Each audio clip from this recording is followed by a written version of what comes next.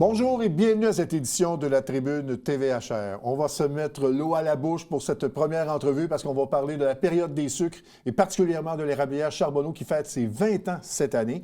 Et pour nous en parler, on a Mme Mélanie Charbonneau qui est justement propriétaire de l'érablière. Mme Charbonneau, bonjour. Bonjour. Donc 20 ans quand même déjà pour l'érablière, hein, c'est quelque chose? 20 ans d'ouverture. Ah oui. C'est ça. Et d'ailleurs, vous voulez mettre ça de l'avant parce que vous allez souligner ça avec une série d'activités au cours de l'année.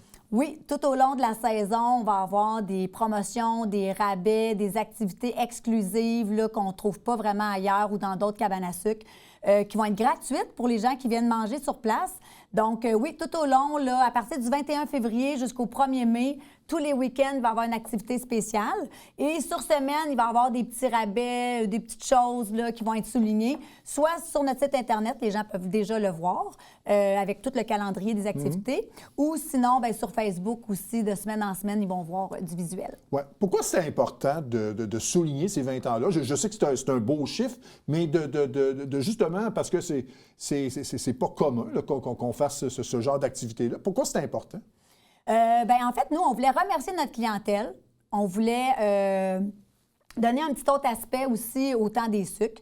On a travaillé vraiment très fort pour établir, rénover cette cabane à sucre-là, qui a été la première cabane à sucre commerciale au Québec en 1929 avec les frères Guano. Je trouvais ça le fun, puis de montrer tout le travail qu'on avait fait, l'évolution. On a acheté l'érablière avec mes parents en 2004, mais on a pu ouvrir juste en 2006 parce qu'il y avait beaucoup de rénovations à faire, autant sur le terrain que dans l'établissement. Il a fallu même démolir l'ancienne, justement, cabane à sucre ancestrale de la famille Guano parce que ça ne fonctionnait pas. Au niveau du code du bâtiment et tout ça. Mais oui, c'est ça. Fait que non, on a décidé que 20 ans, là, on trouvait que c'était un beau chiffre et qu'on voulait vraiment remercier notre clientèle. On va parler des activités que vous allez tenir pour les prochaines semaines, mais comment vous expliquez ça, ce succès-là de l'érablière après 20 ans? On est vraiment contents pour vrai parce que la première année, là, quand on a ouvert la première année, on n'avait pas beaucoup de clients, on se faisait connaître, tout ça. Et après ça a été vraiment fulgurant. Là. Les gens, on a des recettes qui viennent de mon arrière-grand-mère parce qu'on a quand même eu des érablières avant, là, quand j'étais vraiment tout petite, puis même mon arrière-grand-père, mon père et tout ça. Donc, on a ramené toutes ces belles recettes-là ancestrales.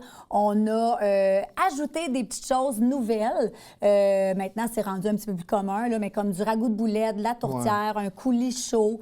On a mis des activités spéciales aussi, puis notre érablière est vraiment en plein cœur de notre cabane à sucre, en fait, est en plein cœur de notre érablière. Donc, les gens marchent au niveau des érables, voient encore les chaudières, ils voient les chaudières, ils peuvent lever le petit couvert pour voir l'eau d'érable couler. Donc, on a essayé vraiment de garder ça authentique le plus possible, même si on accueille plusieurs milliers de personnes par saison. Bon, ça fait 20 ans.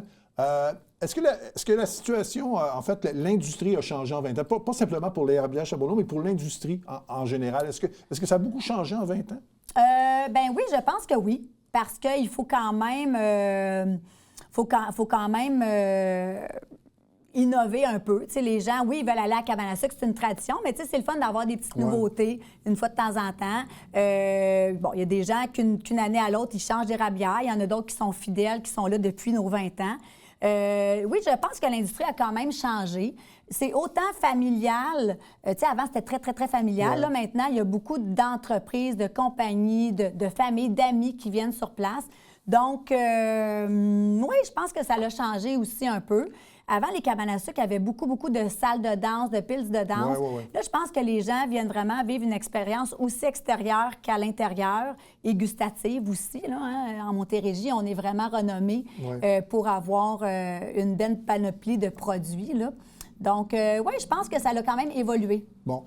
Et avec les changements climatiques, là, est-ce que c'est plus difficile d'opérer? Est-ce que ça a un effet sur la production? Sur la production, oui, ça a un effet. D'une année à l'autre, on ne saura pas si ça va être une bonne année. Je ne pourrais pas vous dire là, si ça va être une bonne année ou pas. On a quand même eu un hiver très froid. Là, on voit un peu de redoux, on regarde la température, ça va commencer à couler dans les prochaines semaines. Là, la température change, mais d'une année à l'autre, on ne peut pas vraiment savoir. Est-ce que ça va être une longue saison? Ça va être une courte saison? Est-ce que ça va être une saison qui va arrêter parce qu'on va avoir du froid un peu plus tard, puis là, ça va recouler un peu plus tard? Je peux pas vous le dire. Mais oui, c'est sûr que le climat nous inquiète, autant au niveau de notre verger que notre érablière. On suit ça d'année en année. Fait que pas que ça augmente la complexité, mais il faut quand même gérer ça. Hein, c'est un stress supplémentaire. Oui, exactement, exactement. Bon, on va parler des activités donc qui sont prévues pour ces 20 ans de l'érablière. On va commencer par l'offre de lancement là, sur les boîtes repas là, qui sont très populaires depuis, parce que ça a été lancé pendant la pandémie, ça. Oui, bien, en fait, ça perdure. Les boîtes, on pensait faire ça juste pendant la pandémie. Je suis très content que ça perdure, oui. Mais on a vu qu'il y avait une clientèle qui aimait ça. Il y a des gens qui viennent manger une fois à cabane à sucre puis qui partent avec une boîte, soit pour donner en cadeau, soit pour continuer la tradition à la maison, soit parce qu'il y a moins aussi l'achalandage ou qu'il n'y avait plus de place la fin de semaine qui voulait venir. Donc, oui, les boîtes repas continuent. Puis, ça fait quelques années qu'on fait un spécial de début de saison. Donc, cette année, bien, on l'a remis justement pour nos 20 ans. On l'a optimisé un petit peu plus. Oui, c'est ça. Bon, il va y avoir 2 fins de semaine aussi où on va mettre l'accent sur les sculptures et des ateliers de glace. Peut-être vous en parler. Oui, ça, c'est vraiment exceptionnel. Ça, les gens, là, ça va être gratuit. Habituellement, lorsque les gens font des ateliers de glace comme ça, ils doivent payer. Nous, ça va être gratuit au public. Donc, il va y avoir un sculpteur, Laurent Godon, qui va venir sculpter pendant 4 jours, là, 2 week-ends, une belle sculpture. Ça dure entre 2 et 3 heures. Donc, les gens vont pouvoir voir la sculpture se former. Et aussi, il va y avoir des ateliers la même journée. Donc, les gens vont avoir un petit bloc de glace puis ils vont pouvoir sculpter leur propre sculpture de glace. On va voir s'ils ont du talent puis de la patience. Mais ça peut être intéressant pour les enfants, hein, oui, les familles. Oui, c'est ça, exactement. Parlant de famille, il y a des activités aussi pour la semaine de relâche là, au début du mois de mars. Oui, on a un rabais. Aussi, les enfants vont avoir un petit popcorn à l'érable. Et on a aussi une maquilleuse qui va venir une fin de semaine. Donc, le maquillage va être gratuit. Donc, habituellement, les gens paient pour cette activité-là. Donc, on l'a offert pour ce week-end-là de la semaine de relâche. Et oui, donc, dans la semaine de relâche, on a aussi toutes les mêmes activités, là, balade en tracteur, mini-ferme, aire de jeu. Mais les enfants vont avoir une petite surprise supplémentaire. Bon. On a parlé de musique tantôt. On va souvent à la cabane à sucre pour festoyer, écouter de la musique, mais il y aura une soirée particulière avec un chansonnier le 21 mars. Oui, le 21 mars, il va y avoir Pierre-Luc Blais qui va être là pour animer, puis faire des chansons, donc animer cette soirée-là le 21 mars dans notre salle qui se nomme Le Petit Caribou. Donc, c'est une salle à manger, mais qu'on va la changer pour la salle de danse pour ce soir-là. Bon. Et il y aura aussi 2 spectacles extérieurs, hein, qui... Oui, ça va être beau, mais je ne peux pas encore vous nommer les petites vedettes qui vont être là. C'est un petit secret, donc ça va être à suivre, là. Mais oui, il va y avoir 2 spectacles extérieurs, donc le 11 avril, le soir, le samedi soir, et le dimanche après-midi. Bon. Il va y avoir le marché des sucres, évidemment, qui... Deuxième édition. Oui, 2e édition. Oui, exactement, le marché des sucres. Donc, c'est plein d'artisans qui vont venir sous la tente. Là, on a un chapiteau qui est là, qui est installé ce week-end-là. On va espérer qu'il fasse beau. Donc, plus de 30 artisans qui vont être sur place. Donc, si les gens veulent encourager local, ça va être le temps. Bon.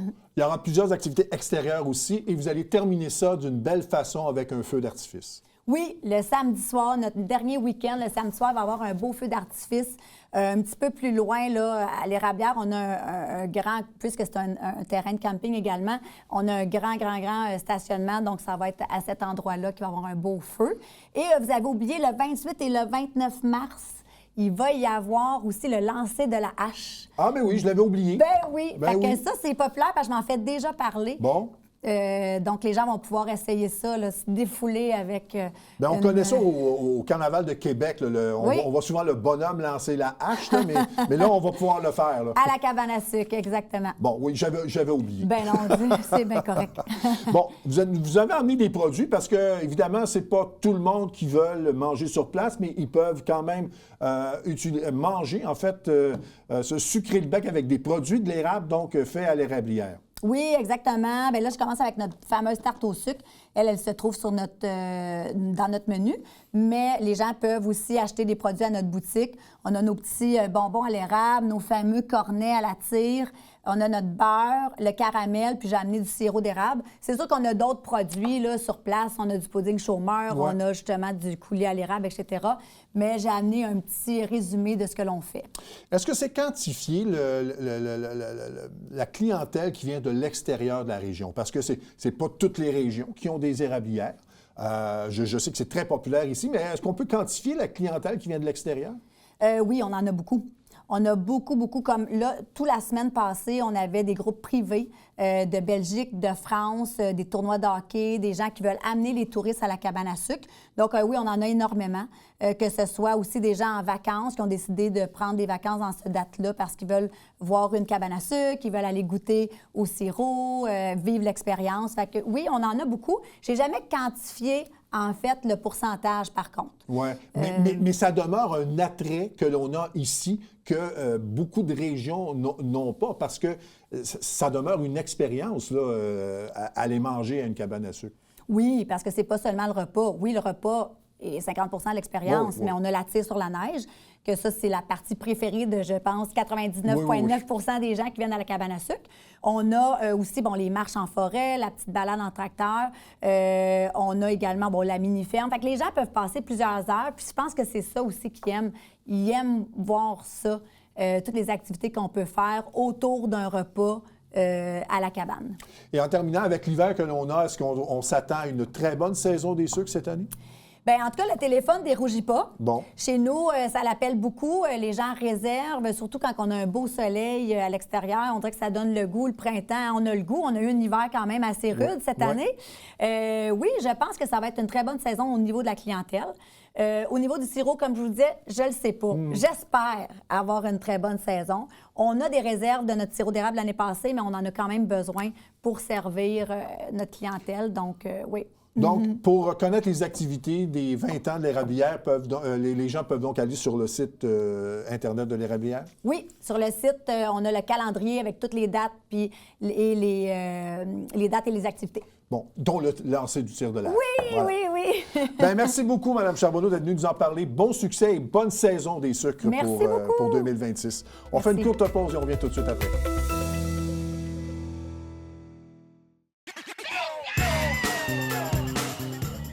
Le Tonadette du bingo, Télébingo vous permet de jouer dans le confort de votre foyer.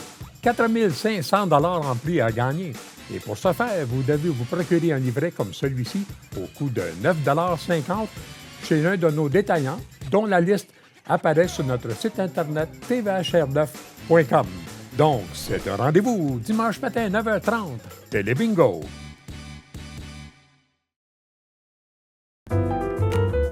À tous les mois, écoutez Dans l'œil de Miss Ray et rencontrez des artistes et des organismes qui contribuent à la diversité culturelle de notre belle région.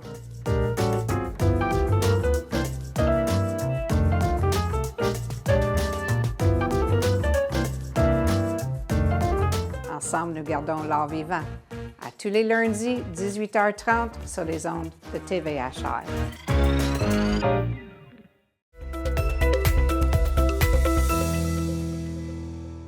Avec ma prochaine invitée, on va parler du bienfait de la musique sur les gens, particulièrement les gens malades, atteints de graves maladies, mais aussi pour les personnes en général, parce que la musique apporte des bienfaits. Et pour nous en parler, donc, on a Mme Nathalie Leroux, qui est musicothérapeute et aussi spécialiste en projet d'inclusion pour la neurodiversité. Ça aussi, on va en parler avec elle en deuxième partie d'entrevue. Mme Leroux, bonjour. Bonjour.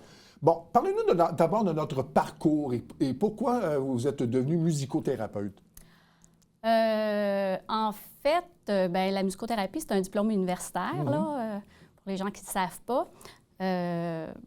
Quand je suis arrivée au cégep, moi, j'ai fait un parcours très linéaire, là. J'ai fait de la musique toute ma vie, j'ai fait le cégep en musique.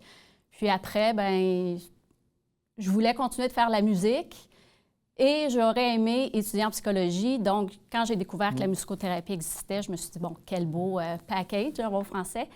Et c'est comme ça que ça a commencé. Puis, dans mon parcours universitaire, j'ai découvert l'autisme, qui, à ce moment-là, était très, très peu connu. Il n'y avait pas beaucoup de services. Ouais. Puis moi, ça m'appelait. Je voulais essayer de mieux comprendre. Donc, c'est là que j'ai commencé et que je me suis spécialisée là, auprès des personnes autistes. Bon, ça fait plusieurs années que vous faites ça. Vous dites que ça a été un long combat parce que, évidemment, c'est peut-être pas évident pour des gens de voir les bienfaits de la musique sur quelqu'un, mais peut-être nous parler un peu de ce que ça peut apporter, justement, la musique pour ces gens-là. Bien, la musique, le point fort, moi, je trouve, c'est que ça facilite vraiment l'interaction avec la personne. Donc, même si on ne la connaît pas, c'est la musique qui parle en premier, c'est la musique qui réunit. Même on le voit hein, dans nos fêtes, il y a toujours de la musique et tout. Donc, la musique est comme le premier pas pour entrer en interaction avec une personne. Et on n'a pas besoin de parler, on n'a pas besoin d'interagir directement avec la personne, mais c'est la musique, dans le fond, qui devient le canaliseur. Ouais. Donc, je pense que c'est la grande force, le fait que ça soit un outil non-verbal et que, justement, tout le monde, dans sa vie, dans son parcours de vie, a une musique qui le ramène à quelque part dans son parcours. Oui. Donc, vous avez parlé de personnes autistes, mais il y a aussi les personnes atteintes d'Alzheimer. Il y a eu une série documentaire, justement, sur les bienfaits de la musique sur ces gens-là. Qu'est-ce que ça amène? Je pense que c'est bon pour la mémoire, ça stimule des souvenirs. Peut-être nous parler un peu de ce que, ce que ça représente. En fait, on a une mémoire musicale. Hein? On a différentes zones là, dans notre cerveau, puis on a une mémoire musicale qui elle, n'est pas affectée par la maladie d'Alzheimer, selon les recherches. Donc, quand une musique part, peu importe là, à quel moment de notre vie on l'a entendu, bien, ça nous ramène à ces moments-là ou aux gens avec qui on a partagé cette musique-là.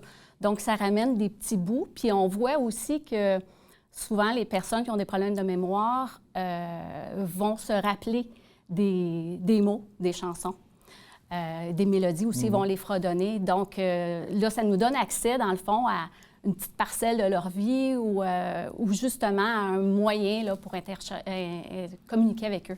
J'ai vu un exemple, par exemple, où la personne ne reconnaissait pas son mari, mais on a diffusé la pièce de leur mariage. Ouais.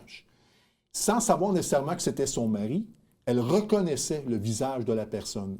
Vous pouvez me le confirmer? Oui, bien c'est ça. C'est que dans le fond, cette musique-là évoquait le souvenir. Cette musique-là représentait un moment fort de sa vie. Donc, c'est là que le clic se fait, dans le fond. Là, donc, c'est ça. Ça peut être une banalité aussi. Ça peut être une musique qu'on écoute en faisant le ménage. Ça peut être...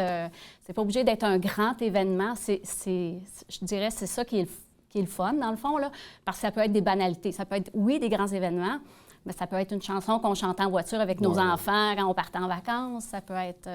donc, oui.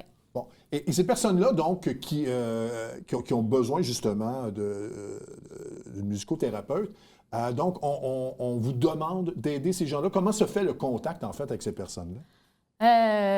Bien, on peut nous solliciter, comme moi, par exemple, je sollicite beaucoup des organismes qui travaillent auprès d'enfants, soit avec une déficience intellectuelle ou en autisme. Ça peut être les organismes aussi qui peuvent contacter soit les associations ou des musicothérapeutes là, qui travaillent un peu comme moi là, de façon autonome. Je pense qu'il est important aussi de voir c'est que c'est un musicothérapeute qui est formé, qui est diplômé. Et aussi, on a chacun, comme dans toute autre sphère professionnelle, on a chacun nos créneaux ou nos clientèles, notre clientèle où on est plus expérimenté, je dirais, là. Donc, puis à partir de ce moment-là, bien, on rencontre, on essaie de voir c'est quoi les besoins de cette clientèle-là. Et soit avec l'équipe, avec les parents, avec la famille, on met sur papier là, un plan d'intervention, dans le fond. Puis c'est la musique, dans le fond, qui sert d'outil pour nous amener aux objectifs qu'on veut. C'est pas simplement une activité musicale. Il y a vraiment des objectifs associés à cette démarche-là. Et actuellement, vous travaillez surtout avec des jeunes? Ou votre clientèle est assez variée? Oui. J'ai beaucoup d'enfants, effectivement, beaucoup en neurodiversité, mais j'ai aussi des troubles anxieux, j'ai de la déficience intellectuelle. C'est ça, c'est assez varié, des troubles de langage. On a, par exemple, autant chez des personnes autistes ou des personnes qui ont des troubles de langage, on peut avoir des gens qui ne parlent pas, mais qui vont chanter. Puis, à travers le chant, on essaie d'amener une fonction, la fonction du langage, là, d'essayer de mettre ça en place. Là. Et le taux de réussite est assez bon? Oui, bien, le seul prérequis que ça prend, dans le fond, c'est d'aimer la musique. Puis à partir de là, bien, parfois, c'est des petits pas, mais les petits pas font des grands pas et on arrive à quelque chose. C'est d'où l'importance du plan d'intervention, puis d'évaluer, dans le fond, après un certain moment, là, où on en est où à travers les objectifs. Oui. Bon, j'en parlais en début d'entrevue. Vous offrez aussi des formations à des professionnels là, pour répondre un peu à la clientèle qui ont des besoins particuliers. C'est quoi cette clientèle et à qui s'adressent ces formations? En fait, l'idée est venue, au long de ma carrière, j'ai fait différents projets d'inclusion qui étaient, dans un premier temps, à partir de la musique. Donc, c'est la musique qui nous permettait d'inclure en milieu scolaire, par exemple, les clientèles TSA, DI, TSA et régulières. Ça a commencé comme ça. Ensuite, j'ai contacté l'OSM pour le projet Osmose parce que je trouvais que la musique, c'était un outil puissant puis qu'il n'y avait rien pour les clientèles avec qui je travaillais. Donc, on a travaillé ensemble. Puis après ça, je me suis dit, pourquoi on n'élargit pas cette réflexion-là, à quelque part? Fait que j'ai aussi travaillé avec le Musée des Beaux-Arts, puis j'ai aussi élaboré le projet de tente d'apaisement sensoriel qu'on a vu au Festival de Montgolfière les 2 dernières années. Et j'ai aussi donné de la formation en CPE. Fait que ça a commencé un petit peu comme ça, parce que je sentais que, dans le fond, les gens ne savaient pas trop quoi faire, étaient un peu démunis. Oui. Et quand il s'agit de la clientèle neurodivergente, c'est souvent une clientèle qui est oubliée parce que ce n'est pas une clientèle qu'on considère à grands besoins.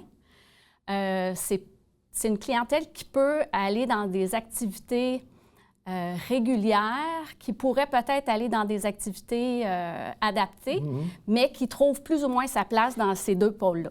Bon, mais question, justement, là, quand on parle de ces personnes qui sont... Neurodivergentes. Oui, c'est ça, exactement. C'est quoi les symptômes? Comment on peut les reconnaître? Et quelle attention on doit leur porter? En fait, la neurodiversité, on la retrouve, il y a l'autisme qui rentre dans ce profil-là, le trouble déficit de l'attention avec ou sans hyperactivité, le syndrome G de la Tourette, tous les troubles 10, avant on les appelait 10, là, dysphasie, dyslexie. Oui. Bon, maintenant, ils ont des nouveaux noms, là, mais juste pour vous situer un petit peu. Donc ça fait partie de la neurodiversité. Et pour ces gens-là, ce qu'il faut savoir, c'est que c'est le cerveau qui fonctionne d'une façon différente. Donc, ils traitent l'information de façon différente. La perception de l'environnement est différente. La compréhension des mots peut être différente. Donc, parfois, on peut voir des crises survenir sans trop comprendre pourquoi. Il y a des difficultés des fois au niveau sensoriel, pas toujours, mais souvent. Donc, les milieux, vous pourriez penser que je suis neurotypique et que tout va bien, puis que dans le fond, je suis comme un petit canard qui pédale en dessous de l'eau, puis que ça génère beaucoup d'anxiété, puis j'ai besoin d'une autorégulation et tout ça. Donc, dans le fond, c'était ça l'idée. Puis pourquoi les dentistes? C'est parce que, premièrement, c'est un soin... Oui, parce qu'on ne l'a pas mentionné, mais vous avez donné récemment des formations pour les dentistes, c'est ça? Ça a commencé avec eux parce que, en côtoyant les parents, ils me disaient beaucoup d'enfants doivent avoir une anesthésie générale pour avoir des soins dentaires. Puis pour moi, ça avait comme pas de sens. Même chose, j'ai des parents aussi qui m'ont témoigné de leur arrivée, mettons, à l'urgence à l'hôpital, puis qui doivent recevoir un calmant. Pour moi, ça n'a comme pas de sens, parce que je les comprends peut-être mieux que d'autres personnes, mais je trouve qu'il y a des choses à mettre en place sans tout chambouler. Des fois, on pense qu'il faut refaire la structure de l'endroit ou changer complètement du tout au tout, mais non, c'est pas ça. Quand on le comprend, il y a des petits ajustements qu'on peut venir faire ou une façon de faire qui est différente, puis ça peut grandement aider. Donc, parce que ces personnes-là neurodivergentes, c'est des personnes qui peuvent fonctionner éventuellement dans la vie de façon, comme vous et moi, travailler, mais il faut mettre des choses en place pour qu'ils arrivent à mieux comprendre, dans le fond, nos environnements, nos espaces. Il faut les encadrer, oui, c'est ça. Bien, non seulement les encadrer, mais je dirais sensibiliser ce qui est autour. OK. Puis, de façon graduelle, eux vont comme trouver le repère aussi là-dedans avec des petits outils comme je propose dans mes formations ou comme la tente d'apaisement sensoriel dans le cadre d'événements.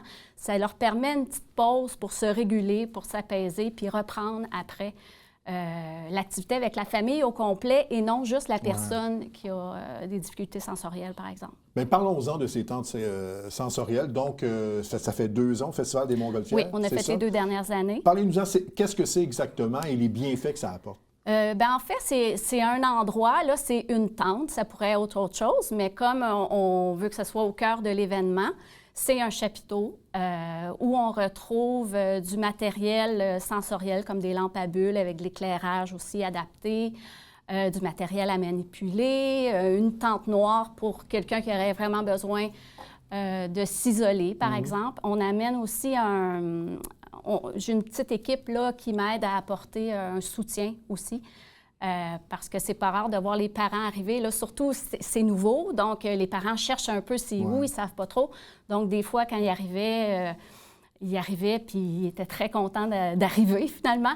Donc, le parent n'est pas en mesure, là, lui-même, d'aider son enfant à s'apaiser. Donc, on prenait le relais. On a des coquilles pour apaiser le bruit. On a des timers pour les aider aussi au niveau de la gestion du temps. Des tableaux blancs pour communiquer, parce que des fois, dans des moments comme ça, le verbal n'est pas la première façon qu'on doit faire. Donc, c'est toutes des petites choses comme ça qui permettent aussi à la famille de venir tous ensemble. Moi, c'était ça aussi, de les sortir de l'isolement. Il n'y a plus de crainte d'amener son enfant à un J'ai événement un comme ça. endroit C'est au cas où. J'ai un endroit au cas où. Puis on a eu plein de beaux témoignages, dont une maman qui m'a vraiment marquée, qui m'a dit... c'est la première fois que je peux vivre un événement avec mon enfant sans que ça finisse avec une crise dans la voiture pendant des heures.